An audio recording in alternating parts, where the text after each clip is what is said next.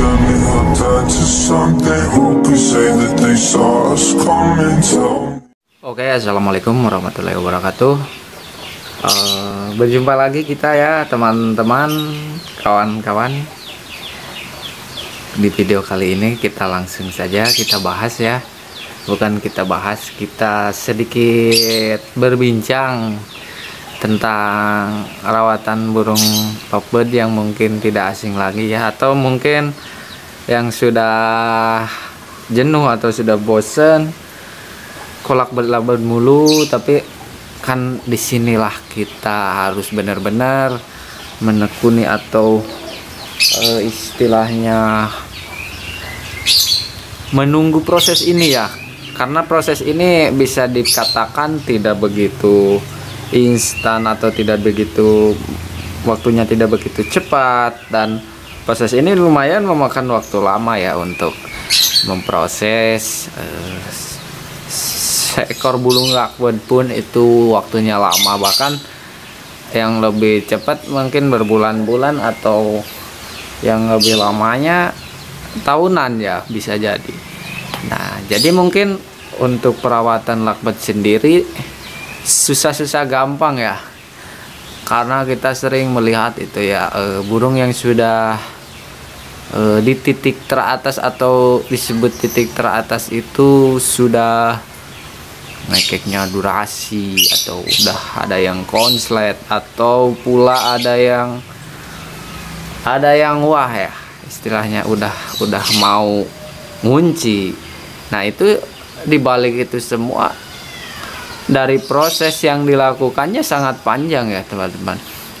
Tapi mungkin dari proses itu kita bisa memahami dari burung-burung yang kita miliki atau kita pelihara. Dan ada juga tipikal burung yang mudah ya untuk ke titik itu, tapi sebagian burung, nggak semua. Biarpun ada, itu mungkin apa ya, istilahnya 1001 lah, nggak mungkin kebanyakan ya kayak gitu. Cuma kalau terah emang karakter burungnya madep kayak begitu ya, mungkin bisa jadi ya.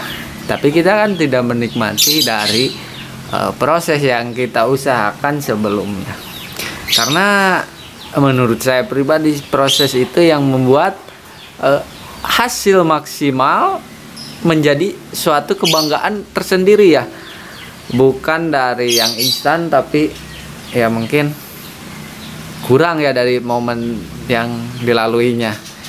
Nah, mungkin begitu ya teman-teman untuk perawatan lovebird ini. Dan yang perlu teman-teman ketahui, ini menurut pengalaman dari saya pribadi ya, dalam memelihara burung lovebird mungkin kuncinya yaitu sabar, konsisten, terutama lagi yang sukanya pengen instan aja. Itu menurut saya itu hebat sekali jika menyampai atau sampai ke titik maksimal yang teman-teman inginkan dari melewati proses itu.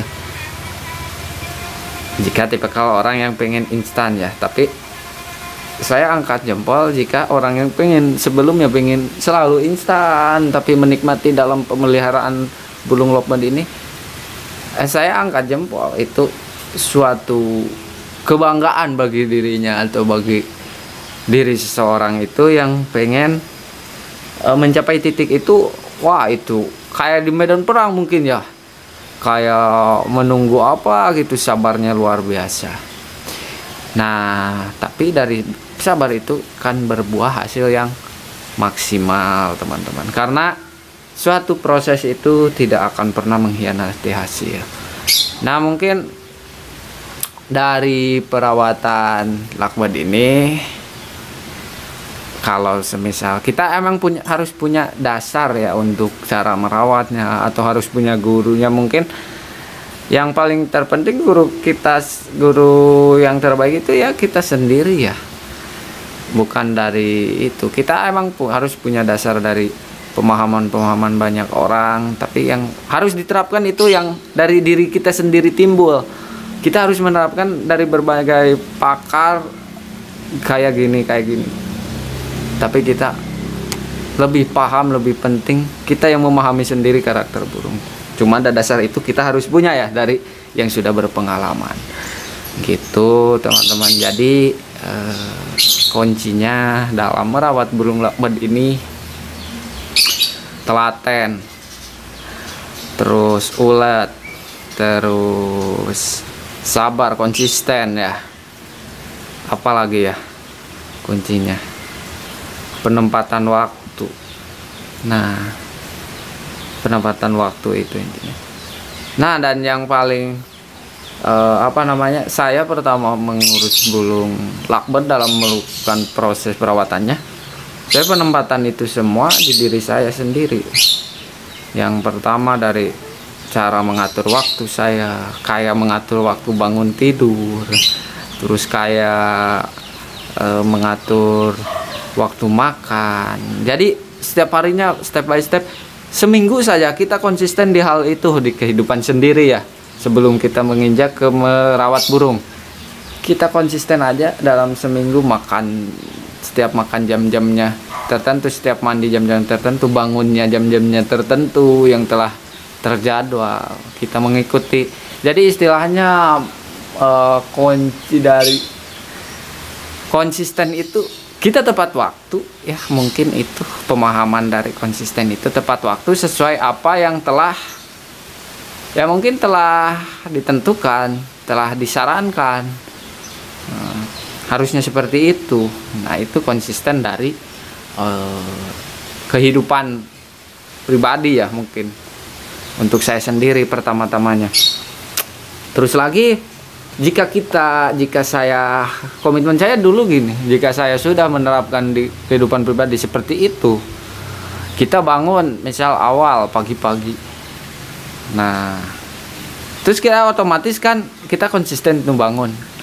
Kita di sana dibarengi embun burung nih gitu. Embun burung gitu, sekalian embun burung. Bari kita mengkonsistenkan di kehidupan kita, tapi kita di sana ada nilai plusnya, kita bisa embun burung pagi-pagi kan karena bangun gasik, karena bangun awal gitu.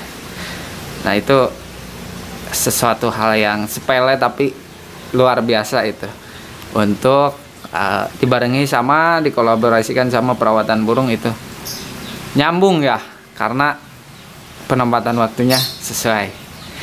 Nah, begitu teman-teman, karena saya mikir jika saya sudah konsisten di diri saya sendiri, berarti saya bisa konsisten di memelihara burung atau perawatan burung ini. Nah, gitu, saya dulu berpandangan seperti itu. Nah, itu mungkin sedikit saja tentang kunci saya dalam memelihara. Ya, mungkin ada istilah suka mikir, kalau tidak berhasil gimana, buang-buang waktu. Kita ambil pelajarannya saja dari setiap step by step proses itu. Kita ambil manis udah jangan disebutin ya, pahitnya, prosesnya, kesulitannya.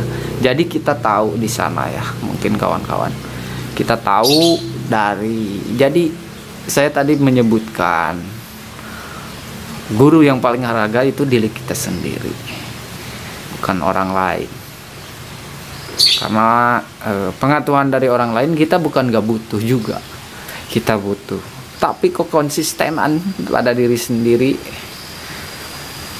Pelajaran yang harus digali di diri sendiri itu lebih penting ya, karena kita balik lagi dulu ke diri sendiri sebelum kita melihat orang lain. Istilah kayak begini, kita bisa menghargai orang lain, berarti kita bisa menghargai diri sendiri, tetapi berarti kita bisa menghargai orang lain. Mungkin gitu ya kuncinya. Oke, jadi bagi teman-teman yang pengen merawat atau pengen apa, jangan segan-segan terawat burung kalian sekonsisten mungkin, terjadwal. Jangan pernah menyepelekan dari hal konsisten ini, karena kata kalau disebutkan konsisten itu sangat mudah, tapi penerapannya itu yang sangat susah menurut saya itu. Dan Mungkin kita sehari 2 hari tahan ya dengan konsisten itu, tapi seterusnya dan kedepannya kadang suka ada gangguan, kadang kena kesibukan. Nah itu yang ini. Tapi jika kalian bekerja atau sibuk karena pekerjaan, konsisten sesuai dengan kalian mampu ya, kalian mampu, tapi konsisten, masih ada dalam lingkup konsisten. Misal kerja tapi sore gitu, ada waktunya sore luangnya, ya terapin aja di sore terus gitu, jangan pernah merubah lagi. Atau lagi misal siang udah bisa gitu karena pekerjaannya udah kelar atau beres, ya terapin aja gitu. Jadi istilahnya kita ada kemauan di sana ya, kita konsisten di kemauan dulu. Berarti itu step by stepnya, sebelum ke konsisten waktu ada konsisten di keharusan dulu ya pada dirinya. Oke, mungkin sekian itu pengalaman saya, semoga bermanfaat, semoga memberikan inspirasi atau menjadi semangat buat kalian yang sedang berproses. Semangat, jangan pantang menyerah, sehat selalu, semoga dilancarkan dalam segala urusannya untuk kawan-kawan semua. Saya pamit undur diri, mohon maaf bila ada kesalahan. Wassalamualaikum warahmatullahi wabarakatuh. Jangan lupa yang belum like, comment, and subscribe, silahkan di komen dan di subscribe. Dukung terus channel saya supaya saya lebih semangat lagi dalam membuat video berikutnya. Bye bye.